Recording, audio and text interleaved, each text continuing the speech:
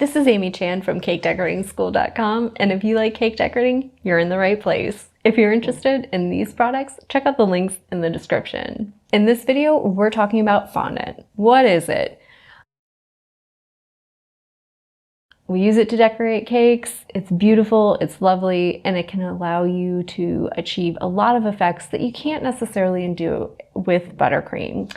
So fondant is basically a sugar paste or clay that can be molded and shaped or rolled flat to cover large cakes. So it can be used in a lot of different ways, and it gives you a nice, smooth, kind of like satin effect finish on the outside of your cakes, and it's really, really beautiful.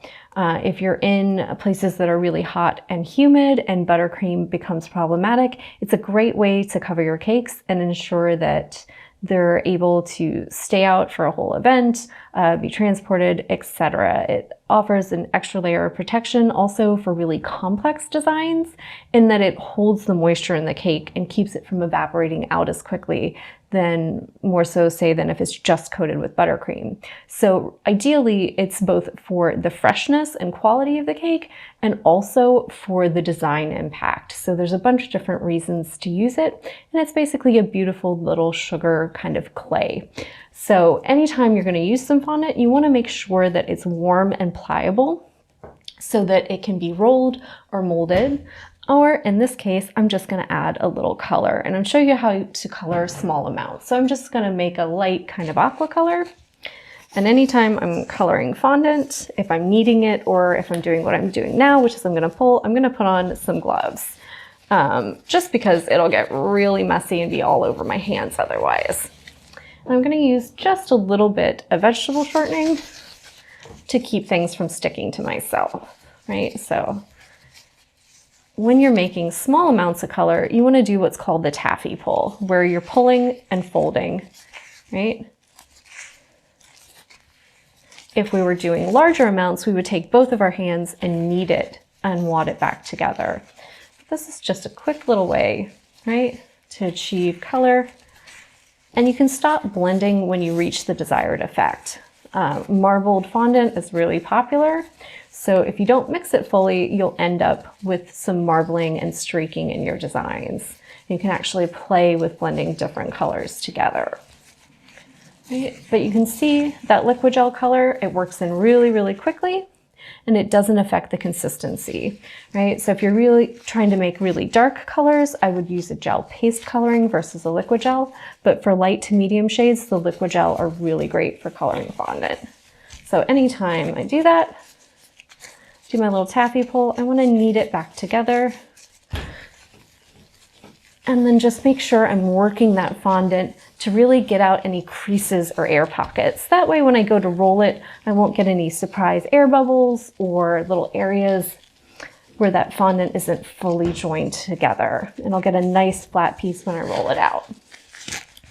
So if you're going to roll your fondant, you want to either dust the surface with powdered sugar or coat it with a little vegetable shortening, and that'll ensure that it doesn't stick to the surface you're rolling on or your rolling pin. And like anything, when you roll, just make sure you're extending it in multiple directions slowly, right? Don't go too fast. And that gives you a nice, beautiful piece of fondant. We're ready to cut some shapes out and apply it to cakes, cupcakes, cookies, or a variety of other treats. Anytime you store fondant, if you have excess, knead it back together, right? And you want to make sure that you're covering it up right away. It'll start to form a crust on itself pretty quickly.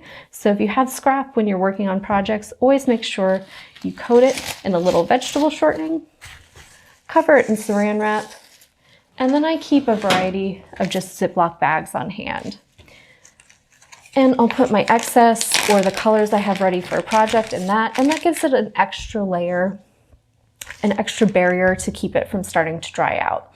That means it'll stay nice while I'm working on other things, or if I want to store it a little longer term, I can seal that bag, right? And I can keep it for a little while. So if I'm working on a cake over a couple of days, I want to make sure that I'm storing my fondant colors in something that's nice and airtight so they don't dry out and they're ready to use when I need them. If I've got excess after a project, I'll actually put it back in the bucket the fondant comes in so that it has an extra layer of protection. If you like this video and you'd like to check out more about cake decorating materials and equipment, or just some inspirational ideas about cake decorating itself, you can follow us on Insta or YouTube at Cake Decorating School.